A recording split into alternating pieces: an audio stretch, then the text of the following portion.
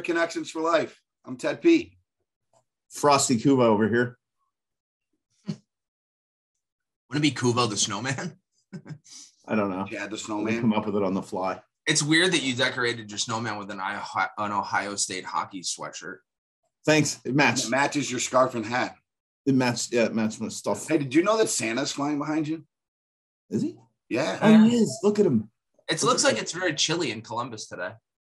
It is. I'm on the North Pole, actually. I flew up for the night. Okay, so that's by North Pole. You mean Moravia, New York? How many flights did it take you to get to the North Pole? Oh, none. I just go up there with my elf on the shelf.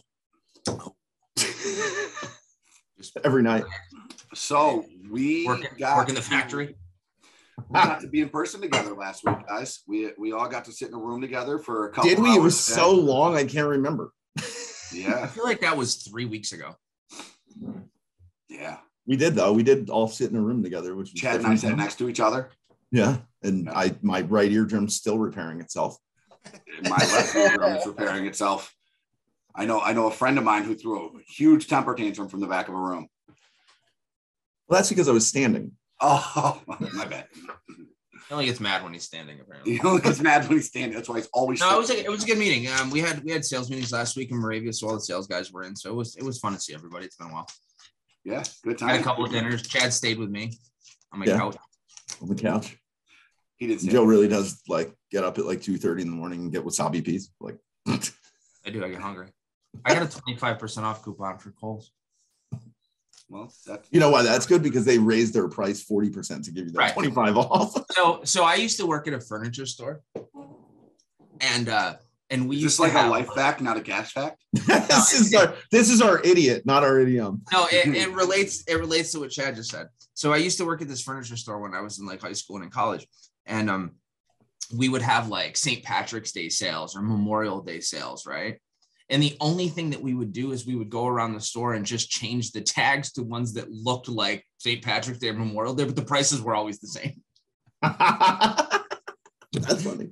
Yeah, people would come in and be like, "Oh, that's a great deal." Perception. It was the same price last week, just different tag. That's funny. Yeah. So anyways, that's awesome. That's awesome. So how was your weekend, Chad? Was not prepared for this question after 88 weeks.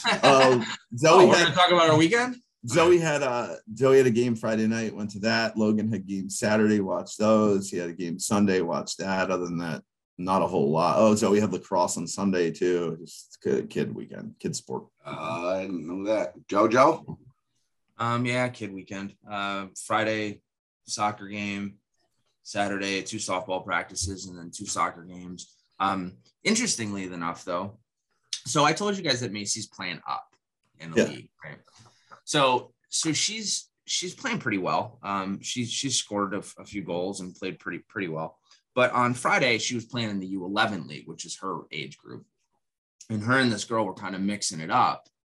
And Macy like tried to like free her arm, and she swung her hand and hit the girl like right in the middle of the chest and got a penalty. And I talked to her after the game, and I was like, Mace, you gotta just kind of control your emotions, blah, blah, blah. So fast forward to Saturday. It gets better. I thought you were going to say she smacked you. Control your emotions. Fast forward to Saturday, and in the middle of the game, now she's playing against the 14-year-olds, and there's this girl that she's putting the hurt on pretty good. She's gone around her a couple of times, and they're tangling pretty good. Like there was a few like pretty rough exchanges, but the girl starts chirping at her, like talking smack, and Macy's not used to that. So they get down in the wall again because they're indoor, and they start kind of going at it again. And Macy literally throws a wicked elbow and hits the girl right in the throat. Down she goes. At least it wasn't the nose. And I'm like, oh my God. Like Macy already like kind of has the reputation of being a little bit handsy and a little bit aggressive. And she just whacks this girl. They don't even blow the whistle. No penalty, nothing. So afterwards, I talked to Macy about it, and I'm like, and she's like, but she gets upset about it. Like she doesn't, like in the throes of it, she doesn't realize what she's doing. So anyways, she's, I tell you all this to tell you that, and I hope she doesn't watch this episode. Her softball pitching coach on Saturday morning, I had dropped off Lila, picked up Macy to take her to the game. It was always going back and forth. And I've known her for a while, and I go, hey, how Macy doing? She goes, she's good. I go, yeah. She goes, she's got a lot of like, she's got an attitude. Like she's like, she wants to be out here. She wants to win, And I go, yeah, she's a little tough. She goes, she's gonna go to jail. Like not for long, but like she's definitely gonna go to jail. And I was like, I knew that at 5. Dude, anyways, you were telling that story. That was my weekend. And when you started with it, and you were like, you told the first portion of it, and we were like, yeah, I talked to her, this, that, and the other. I totally saw that story go in a different direction. When you were like, so then on Saturday, we were at the grocery store, and I did this or whatever, and she then says to me, Dad, you got to get your emotions a little more under control. I totally envisioned that whole story happening in my head. Dude, she just bang, and I'm like, I'm like, oh my gosh, here we go. So anyway. I'm just sitting here. I just wanted to let you know that the piece that I'm supposed to mail you just rolled off my desk and hit the floor. It's broken now. It doesn't break. You'll get it for Christmas. They'll put a bow on it. Maybe. I'll take it. What'd you do, Teddy? I did. Yeah, what happened to your weekend? So we did we were in Moravian. We don't have weekends anymore. No. Why don't we just have the kids on to talk about what they did on the weekends, and then we don't have to do it? For real. Friday, I went up to. That's frozen. Am I? Yep. Oh, you're back. Can you hear me still? Yes. Okay. Unfortunately. I hear you. You were frozen. So Friday, Nick had his first game up at Cicero, North Syracuse. So we drove 2 hours and 10 minutes up there to watch the game and watch some of my players that play for the program up there and everything. And then Saturday morning, got up bright and early, coached 2 5th and 6th grade games, which we probably got destroyed in. We got rolled. Yeah. And then yesterday, got up bright and early and went down to Binghamton and coached 2 3rd and 4th grade games where we promptly rolled 2 teams. And then came home. And yesterday was actually my dad's 70th birthday. And we had dinner. My sister flew in from Phoenix, and we had dinner and a nice time. Christina had an indoor track meet yesterday that we had to take her to at 6 a.m., but the coach accidentally registered them in the second part of the meet. So they didn't have to be there till 3. So they rode a school bus at 6 a.m. to Cornell and slept on the bleachers until their first event started at like 2:30. And I just wanted to really quick I want to give a shout out really quick because I forgot, and I don't want to forget this. My grandfather actually turned 90 on Saturday, and we went out to dinner with him. So I know he doesn't watch this, but happy birthday, Grandpa, 90 years old. I asked him what he wanted for his birthday, and he goes, to live another 10. I think he'll do it. You should have seen him drinking the beer and champagne. He don't give any cares. Yeah. That guy's a monster. God bless him. Those are the ones you can't kill. You know what blew me away? We were talking about it. When I was born, my grandfather was my age. Really? That just like creeped me out. Yeah. Nuts, right? And I have a 7-year-old. But anyways. Wow. All right, let's move on. What do we got to do now? It's time for us to do the rest of the show that revolves around Joe having a section. Yeah, why don't you guys have a section? I came up with a new idea. Just sign me one, I'll take it. I think we should play. We should play Family Feud with the guests. Like I'll come up with like a topic with 5 answers, and you guys get to play with the guests. We're doing that next time, whether you like it or not. I'm just gonna do it. You have to shut me down. Well, anyways, this one's interesting. So, have you guys heard the term "steal someone's thunder"? Yes. Yes. Okay. Does anybody know what that means? Just so to steal someone's thunder. What they mean? I mean, it obviously like we never know what they mean ever. I'll give you the simplistic definition: to take someone else's like idea and use it as your own. Okay. Or use it to your advantage. Okay. No, where? But I thought this. Do you guys have any guesses? Steal your thunder? Steal someone's thunder? I'm gonna go. I wish I did. Complete guess. I quit. If you get this right and without cheating, I'll give you $10. Like it's crazy where this comes from. No, I don't. Yeah, I'm not even gonna. Don't cheat, Ted. Put your mouse down. I'm not. I'm standing. I'm like that. Look. I said 10. I'm not. I won't even Google it. I don't. You're not gonna guess. No. I mean, I feel like it has to do something with the sound of thunder because there isn't much anything else than the sound, right? I mean, the sight of thunder.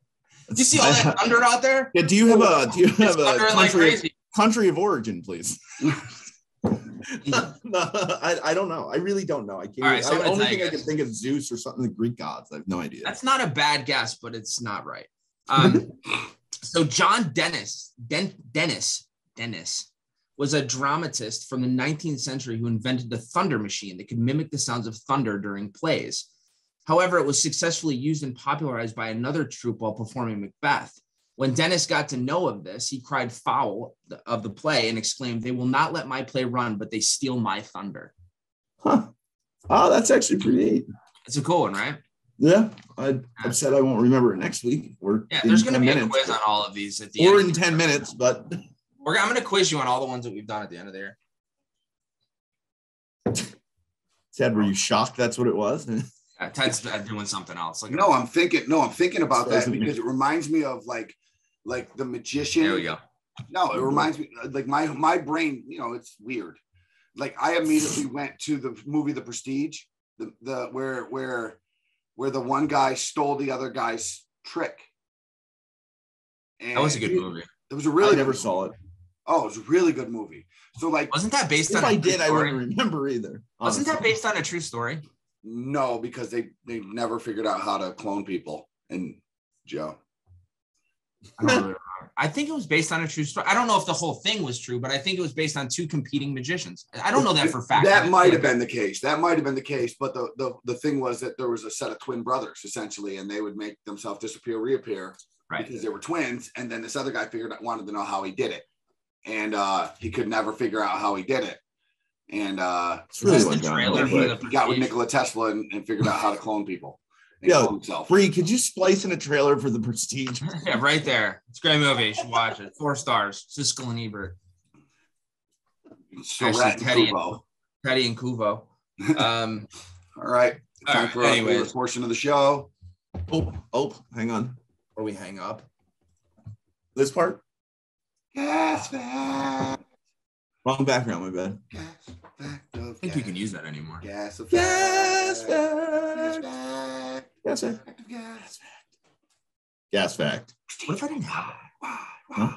If I didn't have one, it would be. Then would you just take off the background and we'd move on? We'd welcome our guest to the show.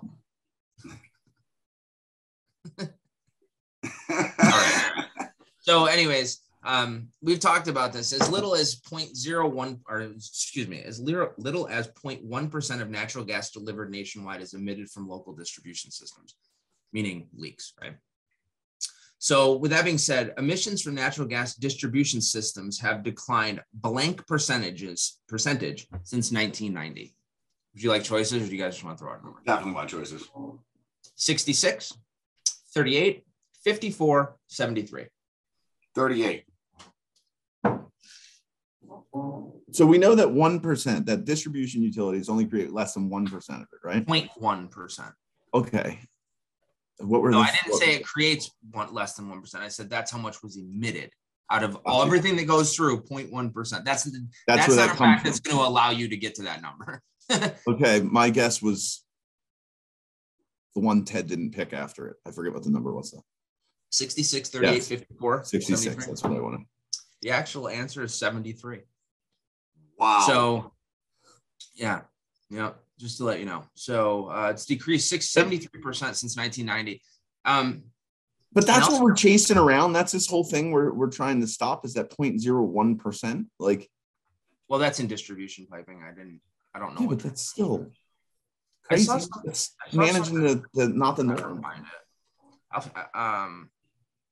I saw something the other day saying that carbon dioxide emissions is actually lower now than it was 20 years ago.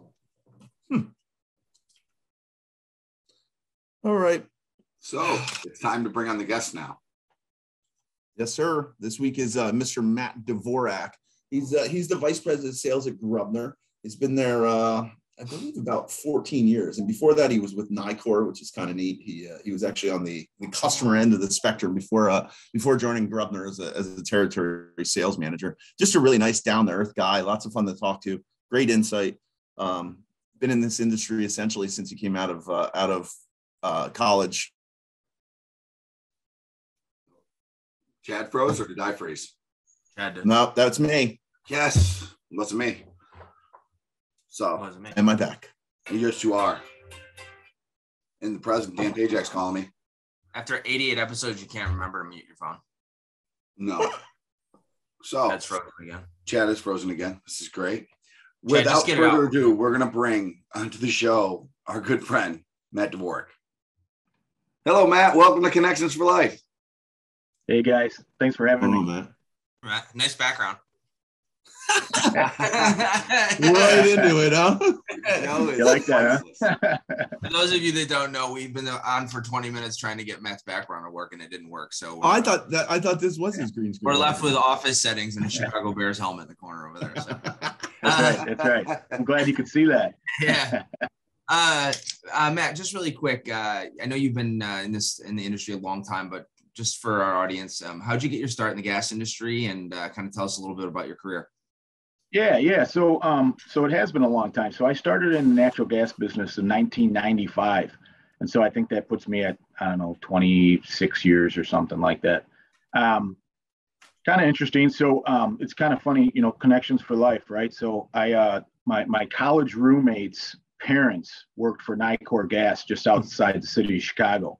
And when I was in college, meant really nothing to me, to be honest, right?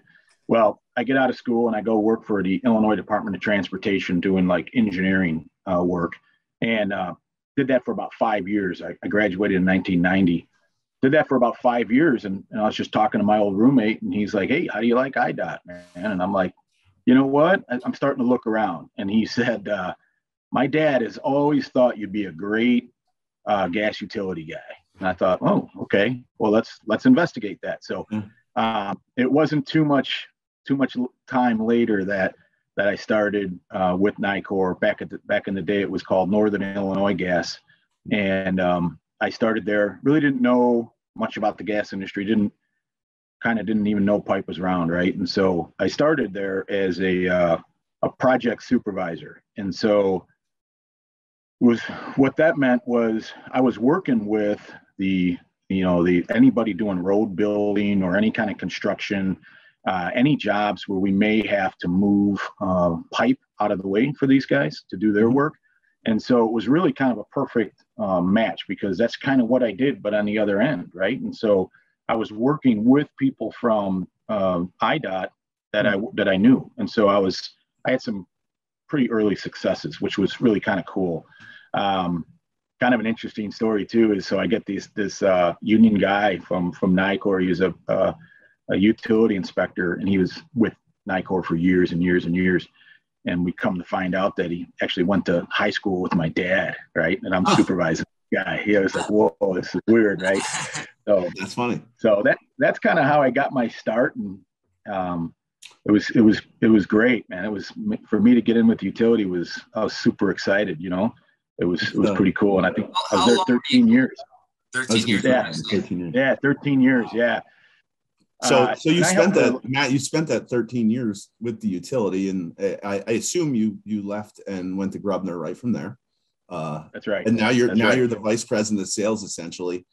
In those 13 years, what did you do for NiKo? You just kind of told us what you started with, but what did you go through, and how does it relate kind of what you deal with on a daily basis now, I guess? So it really does relate. And so I went, like I said, I went from a project supervisor, then I went over to distribution, where I was a distribution supervisor, and I was working with the NiKo union and going out fixing leaks and getting on, main breaks and all that kind of stuff. And I did that for about 2.5 years. And that was really super rewarding, man. You pull up on a main hit somewhere, and fire department. Is that crappy hours along with that too? And all that? Yeah. I figured. Yeah, a lot of evenings, a lot of call no outs. 8 to 5s. No. Yeah, really, no 8 to 5s at all, and very unpredictable, right? I mean, you can.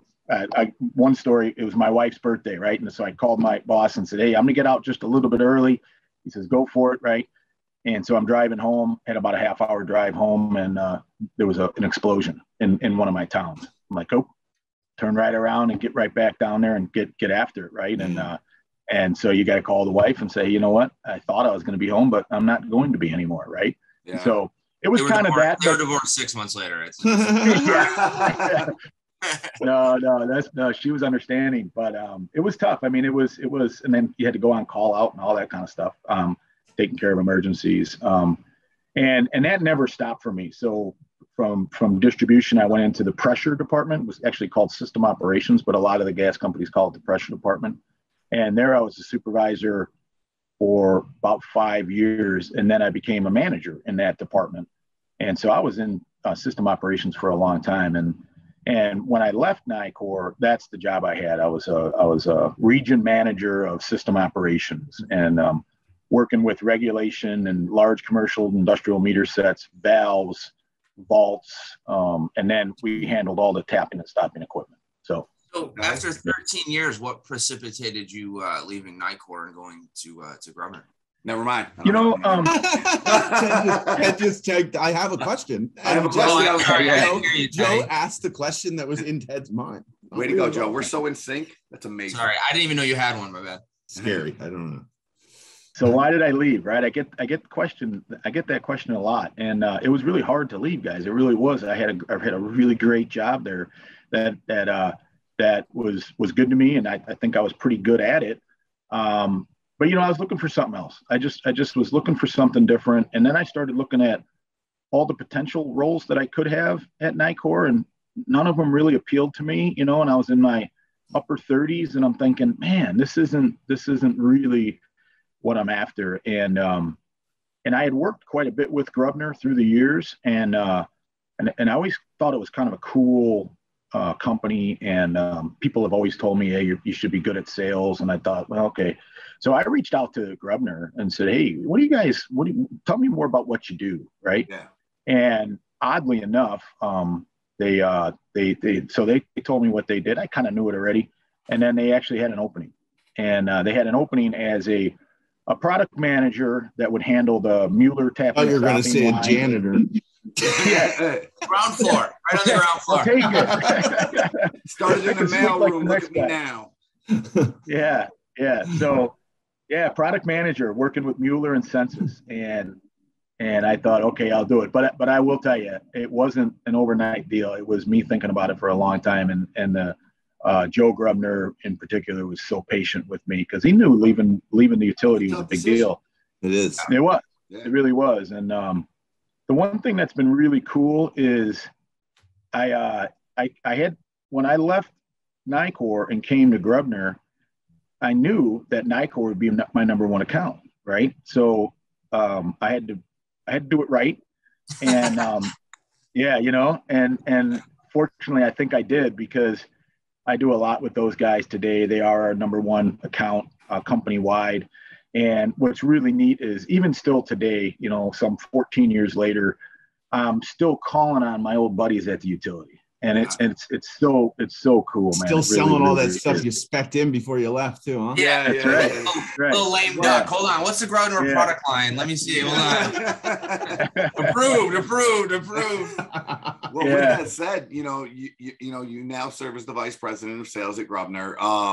Can you share some of the stuff that you do on a daily basis in that role, and then maybe share some of those crowning achievements that you've had in your 13, 14 years since you left NiKo?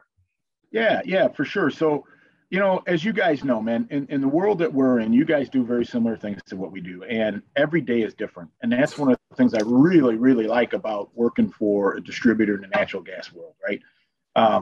But a lot of my time as the VP is working on the future. What is not what tomorrow or next month? It's next year and further down the line. What are we doing today, preparing for change that's going to happen in the future? So I do a lot of future planning, which I enjoy. If you could just let us know what that is, that'd be great. Yeah. If you could just give us some tips and tricks, that'd be wonderful. Yeah, crystal ball would be nice, right? Who would have predicted COVID and now this material shortage, right? Well, a sports almanac, if you can bring it back, it'd be great. Yeah, it would be okay too. Yeah. So future planning, but also I still do a lot of sales, and I kind of support the territory managers and the directors, and we try to fix problems, right? And make sure that we're providing the right product, and make sure that everything's going smooth. And as you guys know, that's not always easy. looking for new manufacturers, new products to bring to the market. So we're constantly remaining fresh, right? We love the products that we sell. Don't get me wrong, but we like to bring new products to the market. So that's kind of what I'm doing, every day working. How many territory managers do you guys have? I was going to ask that too. Jerk. We have 11 territory managers. So that's a sales guy. So each one of them has a certain territory. And what we try to do is have them have territories that are small enough to manage, but big enough to create a lot of sales and profit, right? So it's a constant battle. So we have 11 of the territory managers. There's 2 directors that manage those guys. And then we also have a segment that we have some product managers. And so measurement is one area that is specialized, and you really need to spend a lot of time in that area to become an expert. And we don't really expect our territory managers to be the experts. They have to know it. Yeah. But they don't need to be the experts. So we have a measurement division, and we also have a division called Contractor Solutions. Because as we all know, contractors, when you're selling to a contractor and providing product to them, it is different than providing product and tools to utility. And so we have a team of people that specialize in that. Our territory managers is correct. That's exactly. Yeah. Well, he's not anymore. He was. Oh, okay. Jim was a director over there, and he was also a director over territory managers. We brought him back, so he just has territory managers now. Okay. Tony Groebner heads up the Contractor Solutions area, and it's really a cool area of our company, and it's really been successful. So it's been kind of good. But also it's important to say that the territory managers still call on contractors. They still call on the meter shops. They create the leads, and then our product managers in our segmented areas, they come in and help out, right? They're kind of the support. So yeah, that's kind of how our whole company operates. It's kind of it. That's cool. What's Groebner's footprint before Chad asks the next one then? Because I'm spit them out now. Yeah. So it's kind of growing, and it ties into my, what I think I've had some success with is, so for years, Groebner was really kind of the Midwest, kind of the North Midwest, right? And so we've had an office and a warehouse in basically Minneapolis for years and years and years, just outside Chicago. That's where I am. And then we've had one in Kansas City. And we started to grow. And so we opened up the South. We hired a guy named Ryan Ellis, who's pretty familiar with the South. And so we opened up the South. We have 3 territory managers down there, and it basically ranges from Mississippi all the way over to Arizona. And we actually have a warehouse and an office in just north of Austin, Texas. So that kind of growth was really pretty cool. And then the Northwest, we put an experienced territory manager, guy named Gary Ebnett. We put him in Colorado, and he has been just knocking it out of the park out there in the West. And so we basically go from, we dabble in Ohio a little bit, but Michigan, Indiana, all the way down through Mississippi, all the way west, basically to the coast, minus California and Nevada is kind of our footprint. Yeah. I wonder why. Yeah, right. Yeah, California for the good reason, Nevada so they don't have a hangover. California's tough. I spend a lot of time out in California, and it's hard to make any inroads out there. It's very difficult. Yeah, place. That's crazy. Yeah. So I'm not going to let you off the hook because we didn't touch on your crowning achievements. I know you've been Groebner 13 plus years now. What is the one thing that kind of stands out in your mind as the thing that you like when you leave, that was the memory that was. Yeah. Let me give you 2, if that's okay. I'll start with the runner up, right? Number 2. For me, I kind of mentioned it, the overall growth, right? So when I came in and got the role of vice president, we've had really pretty good success, and we've grown in territory, and we've grown in sales, grown in bodies, and I'm pretty proud of that. How do you increase sales? Well, growing in territory helps, right? And so, but you have to be real strategic about that. We've done a really good job, I think, about growing strategically and making sure that we're doing it the right way, and it's been pretty cool. As far as sales goes, that's an easy one for me.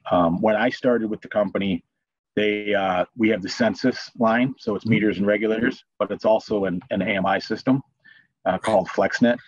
And so the Groebner guys told me right away, hey, we got to work on NiKo. We got to get them when they put in a automatic meter reading system, it's got to be ours, right? So I started from day one, and Joe Groebner gives me the garbage all the time because it was a 10-year sale. But we did. We finally NiKo pulled the trigger and went with FlexNet, and it was a massive sale for us. It was awesome. 2.3 million endpoints. Wow. That was a nice deal. And that's great. I live in NiKo's territory, and I'll tell you, man, it would have absolutely broke my heart to see them put anybody else's endpoint on my meter at my house. And so that didn't have to happen. So it was really cool. They just finished the deployment, and now what we're seeing is now every year they need smart points, is what they call them, the endpoints, and so now we're adding to it. There's corrosion monitoring devices and pressure monitoring devices and all this kind of stuff. So we're watching that grow. So that was by far my biggest sale that I had. There was a lot of people involved, guys. There was really, really a lot of people involved, but I think I had a lot to do with it. It was really pretty exciting. It took you 10 years. My gosh. Yeah, I mean, you were there for 13 Yeah, years. I'm sure you'd call in a favor here and again. Yeah. We do talk about it a lot, though, in the sales cycle of utilities. And I mean, there's times that it takes 4 or 5 years, and 10 might be a record that I've heard so far. Yeah, I don't know. I got a couple I'm working on. So Matt, essentially, we know that you're a part of the Ancient Guild of Supplers as well. How's that experience been for you? We know we've had a handful of guys from the group on, and what are some of the things you guys are trying to do over the next 1 or 2 years that are going to help the industry?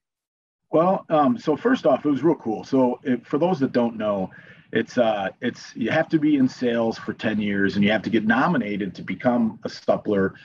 You became it right after that NiKo sale, didn't you? All right. I don't think it had anything to do with it. Next day. Yeah. But I got nominated, and I got voted in, and it's not always easy. And so it was pretty cool. I have to say, I'm honored to be a part of it. It's a great networking deal. And I've gotten to meet a lot of really cool people it was 2019 that I got in there. So I haven't been in it too long. But it's really great. You guys have some supplers, and we have a bunch, and they're all across the United States and Canada. So it's really kind of cool.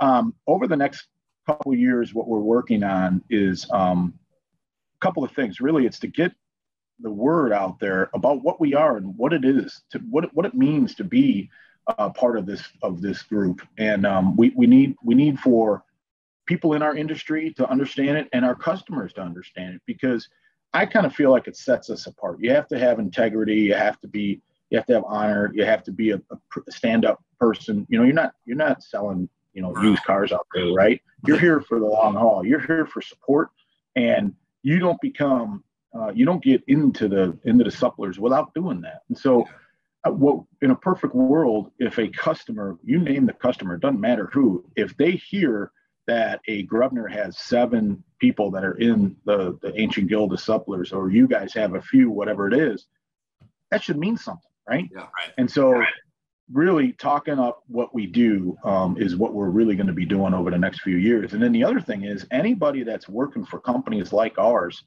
that are in the industry 6, 7, 8 years, they should be kind of itching to get to that 10-year mark. Yeah, looking for the nod. Hoping that somebody going to get that nod. Yeah, hoping that somebody nominates them, right? So that's what we're trying to work on, and getting the word out there on the street. I think that was one of the things when we talked to Kleppy and Murtaugh, like, and even with Danny, we talked to him about it too. It's like, you guys have this like super secret organization that doesn't why would you want to be secret? Like, that's the whole point of it, is to grow that message and make people excited to be part of something that is, right. It's, as you said, it's kind of like we've used the term crowning achievement. Like, you've made it to that point in your career where you've been recognized to be one of the people that could be the support staff to grow this. I think that's just a generational shift, though, honestly, Joe, is where it used to be a symbol of exclusivity and inclusion was exclusive, as opposed to now where inclusion is networking. And the more people, the more valuable you are, and that kind of stuff. I don't know. Also, I also think the industry has changed too. I mean, back in the day, we weren't under, like, I don't want to say attack, but we're not in the defense position where fossil fuel bad kind of situation. And there's more people that want to push that message that's, you know, and I think you guys do an awesome job. I know Danny's taken a more expansive role within the organization and doing some things. So I wish you guys tons of luck. I'm really excited to see what happens over the next 12, 24, 36 months with the Guild. It'd be awesome. Yeah, we are too. And natural gas advocacy is a big part of it. We gotta, you know, we're facing some weird times right now in the natural gas industry. And you just mentioned, you know, it's bad, right? Natural gas is bad. I've never heard that in my whole, you know, 26 years. Their homes, their families, then it's not so bad, you know.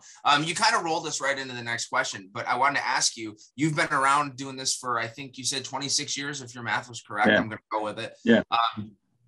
What does where do you see the industry going, man? And what's like the things that are kind of maybe the most scary and the most exciting for you?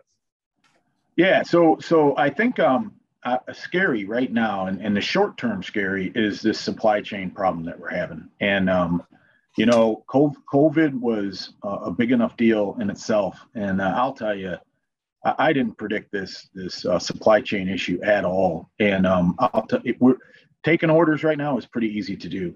Yeah. Filling the orders is crazy. You guys are feeling it. We're feeling it. Everybody is. And so that's a kind of a short-term scary thing for us right now. How that gets fixed and when it gets fixed, I don't know. But something's got to happen there. But really the long term, I think that gets me crazy is the assault on the industry. Yes. Talking about, we just mentioned it, how natural gas is bad, right? Don't burn natural gas. You know, when I was at NiKo, we have a zoo here. It's the Brookfield Zoo, a really big zoo. It's beautiful. And they would use natural gas vehicles inside the zoo because it was so clean.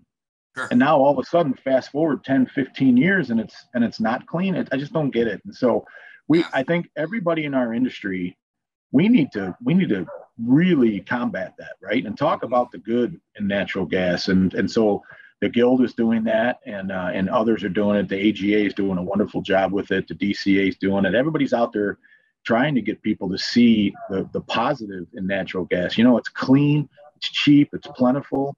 Yeah. I mean, come on. And we've reduced emissions. One of the things that Joe talks about a lot. Joe talks about it a lot. One of my things that bugs me the most about it is, and you kind of mentioned it, like the AGA does a good job, DCA does a good job. You know, Guild's working on doing some new things too.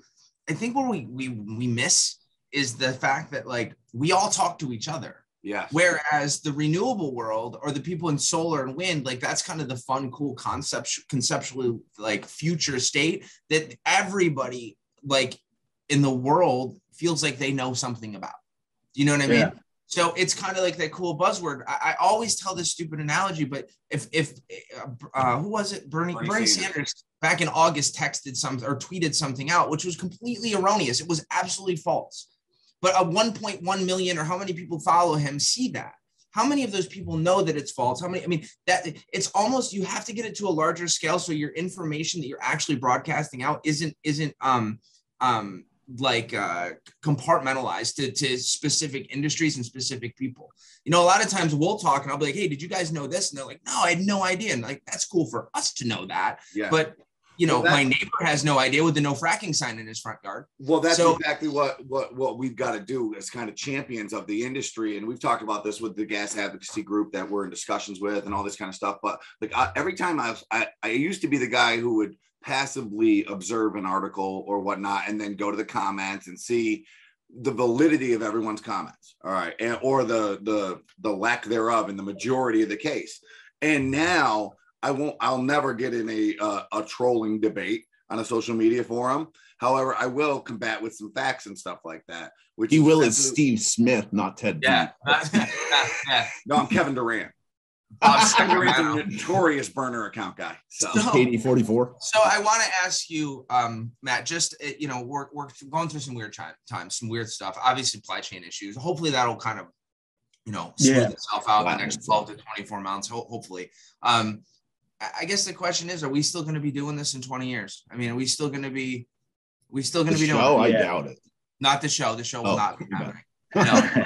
But I mean, what we do, is this position going to still exist? Yeah. I honestly, curiously worry about that. I think so. I think so. We all know that, they can't flip the switch. They can't flip the switch and start using electric for everything. It's just impossible. The grids can't handle it. And 20 years from now, they're not going to be able to handle it. So natural gas is going to be here for quite a long time. What it's going to look like in 20 years, I don't know. I really don't. But I do know this. They're still going to be using natural gas out there, and a lot of it. I don't think there's any doubt. 40 years, 50 years might be different. I don't know. But I will tell you, I have a 26-year-old son that's in the natural gas business, and I told him, get into it, right? This is, you're going to have a great career in this industry. It's not going away that quick, right? And so I think it's going to be here. It'll look different, and maybe the way we do our jobs will be different, but we'll still be doing our jobs, right?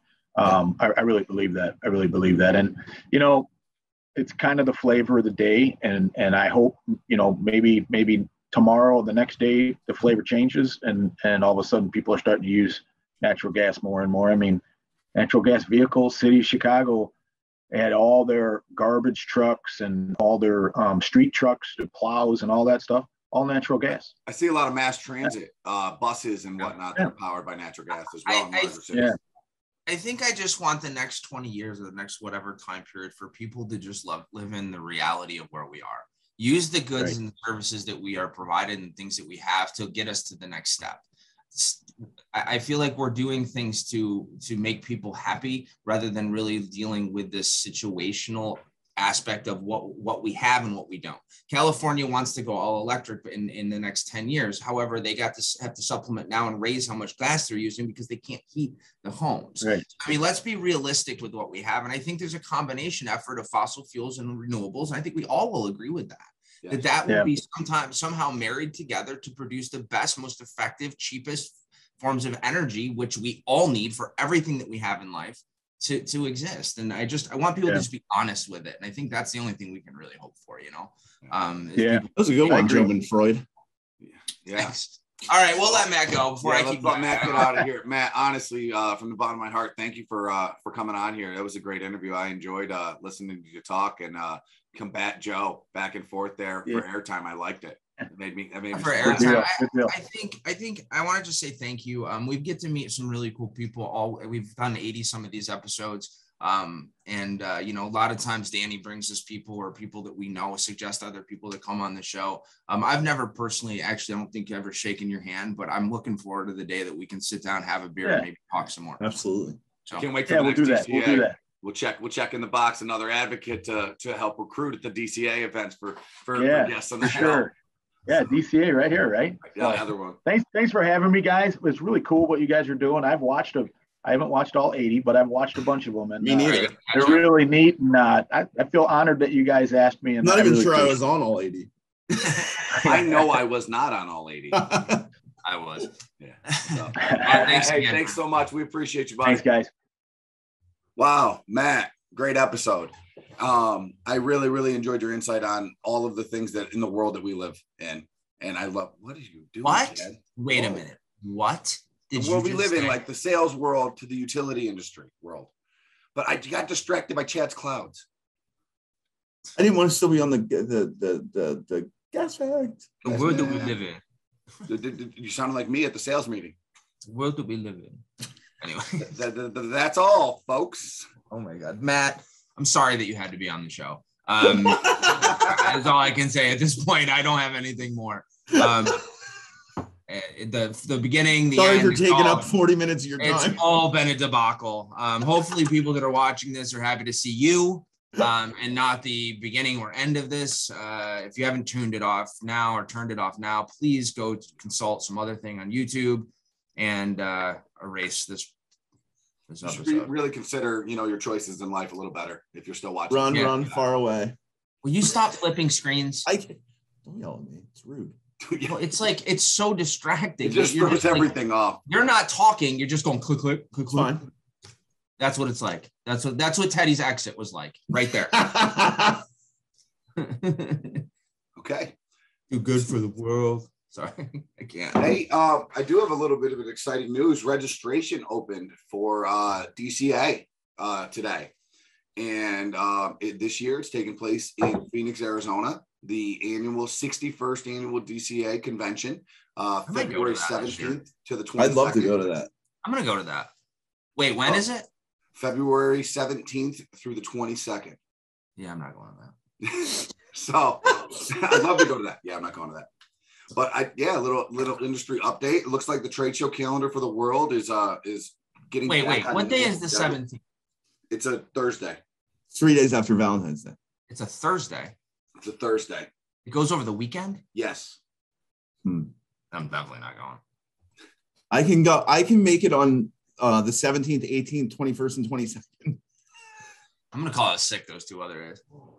Chad, you should call it sick too. We'll do something else. I booked my registration today. So AGA 2023, that is filling up super fast. Is it really?